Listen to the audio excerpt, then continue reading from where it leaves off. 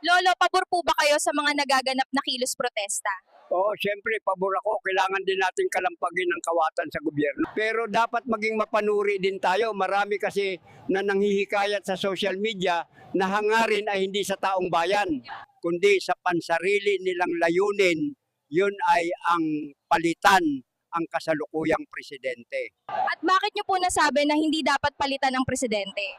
Sa totoo lang, kung hindi in-expose ng presidente, ang top 15 contractors, hindi naman mabubulgar ang mga isyo sa pamahalaan. Ilang admin na ba ang dumaan, ngunit wala silang ginawa para sirain ang bulok na sistema dito sa Pilipinas.